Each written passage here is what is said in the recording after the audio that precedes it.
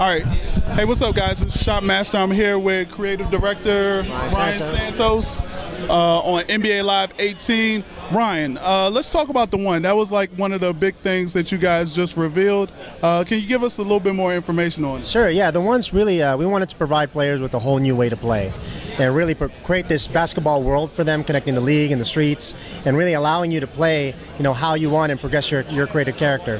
Whether it's solo, co-op, or multiplayer, offline, online, a whole new progression system that unifies all of it. You're going to be able to play across, your authentic NBA, experience and career, or play in the pro-ams or play in some pickup games, and really all of that ladders back up to your player. And so we're really excited about this whole new way to play and really giving players the freedom to really create their own legacy in the game. All right, so what are some of the choices that as the one plays on, what are some of the choices that you have? Yeah, so I mean, right off the bat, when you create your player, obviously we're going to have the face scanning app, so putting your face in the game. So before the demo comes out, we'll have the face scanning app. Get yourself in the game like you did in 16. But when you choose your play style, there's a really important choice there, because we're really crafting these play styles to play very unique, have their own strengths and weaknesses, to really allow you to play your role on the court and really start to define the type of player you want to be.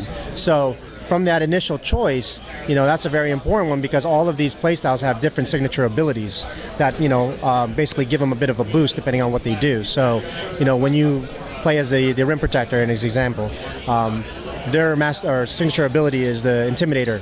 So anytime people drive in the paint and get close to him, he's going to affect their offensive shooting percentage, where they're not going to make the basket. So if you want to play more defensive, that might be the role for you. If you're more offensive, in the demo at EA Play, we had point shooter. So it was a guard who had an amazing perimeter shot, and their signature ability allowed them to really get hot and stack their shooting percentage as they made more threes, right? So we're excited about that initial choice and how you even just creating your character from the start, because we changed the whole way these play styles are crafted. On top of that, once we start getting into traits, which we showed you in the lobby screen, you can go in and customize basically your player's loadout. So every playstyle has a set of traits. Some are global, some are unique to them, some are unique to the streets and to the league, but those enhance your abilities and allow you to do things even outside of your player role. So as an example, in the game, say you're a rim protector, you might be able to earn some more offensive traits later on as you fulfill these different objectives to customize your player. So when we talk about choice, going into every single experience, you can change your strategy and your loadout to be different, to really affect gameplay in a way to maybe get past a certain AI opponent, or take down a boss team with through co-op, or play 5-on-5 multiplayer in a really competitive game. So now let me ask you something. With these abilities, I want to say when I went onto the website, they talked about stacking abilities or traits. Is it traits or abilities? So your signature ability is something that is stuck with your play style, right? And they always have that. Traits are something that you can equip and unequip. But when we talk about the signature ability and how it stacks, they're all different per play style.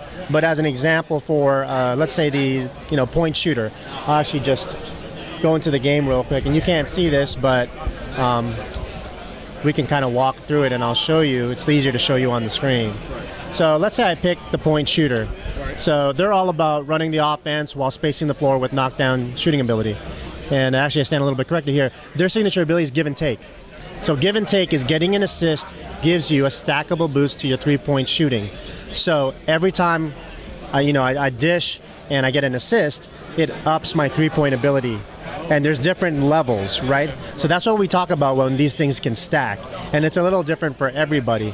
But if I'm playing, let's say in one of these pro-am games on the streets, if I keep dishing to my teammates and they keep making, I'll get to a point where my three-point shooting is really, really high. So my green, little bar at the top of my shooting meter is probably going to be bigger there. So giving me a better chance of making that three, right?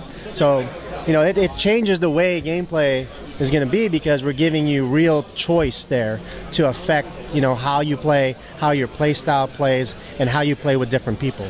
Now, I also saw that there were some abilities that also affect your teammates. So one of the abilities, I think, for the rim protector is if he posterizes somebody, everybody on his team gets a defensive like boost? Yeah, let's take a look here. So we're gonna go into the lobby screen with the rim protector, and right here, actually, you can do some really cool stuff. You can inspect your trait inventory. So here's my team, right? If I go into the team view, you'll see that I have my signature ability, which is Intimidator, right? And that, presence in the paint will force opponents to shoot less accurately around the basket. So again, sort of a debuff for the offense.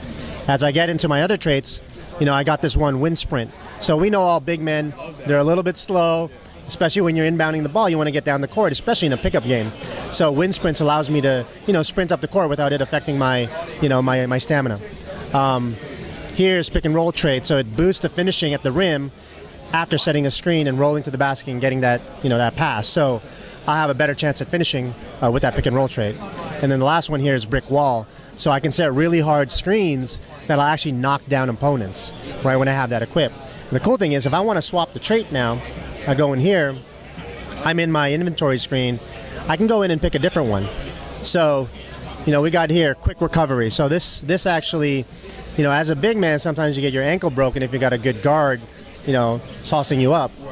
The quick recovery basically disables falling ankle breakers from happening when you're late to react on the ball carrier. So it's a way for me to counter if I know if I'm going up against a team that likes to try to create mismatches and switches on pick and rolls. So, we got all this, deeper level of strategy, when it comes to traits. And this is the one I was talking about, the statement dunker. Yeah, so statement dunker. So performing a dunk on grants a defensive boost to teammates for one possession. So if I just posterize a dude, all my players on my team get a little bit of a defensive boost. So if I'm on that one-on-one game, my timing windows will probably be a little bit more forgiving to cut people off because my defense is up. So it's a way for me to buff my teammates. So this is a whole new way, to play the game that you've never seen really in a basketball game. Like, we're kind of changing the way, how these traits are used and how you can really strategize between different types of games. Now, how many different, for the big man, you have an intimidator, and then you have a rim protector, and then you have a post scorer.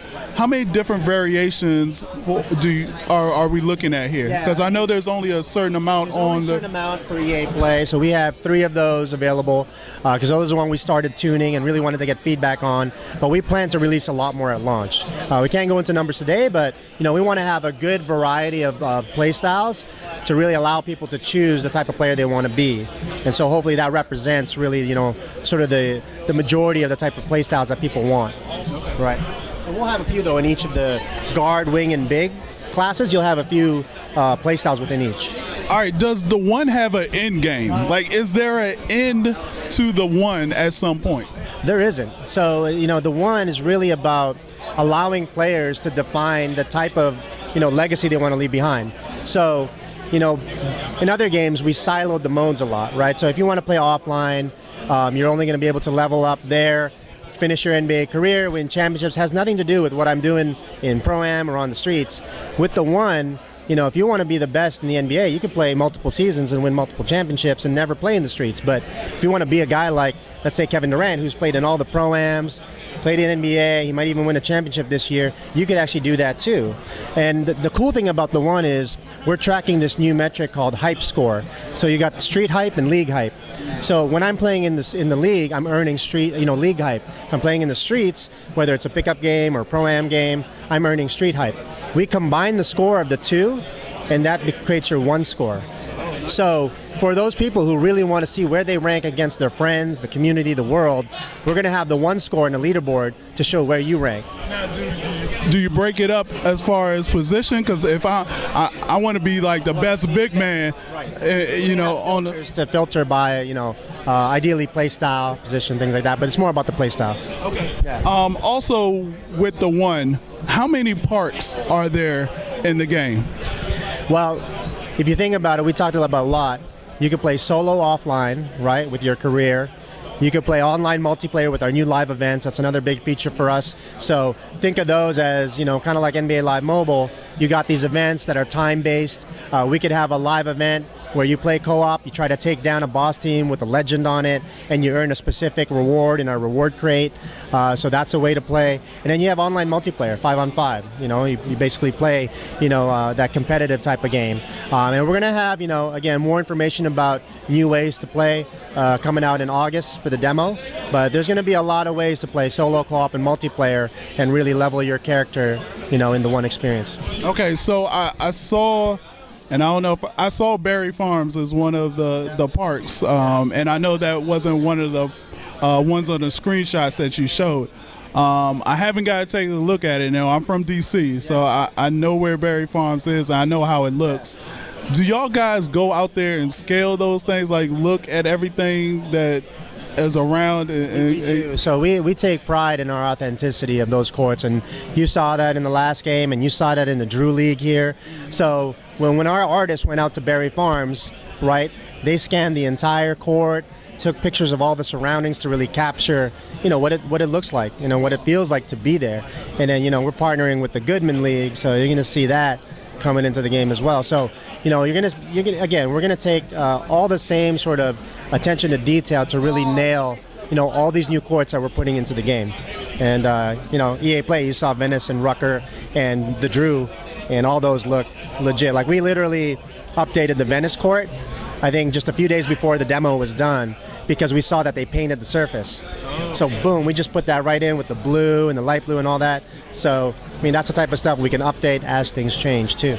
Okay, they announced that the demo is coming out in August. Can you give us any details about what the demo is going to have? Yeah, the only detail I can give you is that you're going to play a lot more of the one in the demo. Okay. So and you're going to be able, yeah, exactly. You're going to start your, you know, your path in the one. You're going to be able to scan your face prior to the demo, create your player, pick your play style, and then as you progress that character, when the demo ends, you'll be able to take that character into the full game. So all your progress is going to be saved, and you're going to be able to take that in the full game. Cool. All right, man. Well, I appreciate you breaking down the one for me. Thank you, Shop. All right, man. Pleasure. Take care. All right. All right. Peace.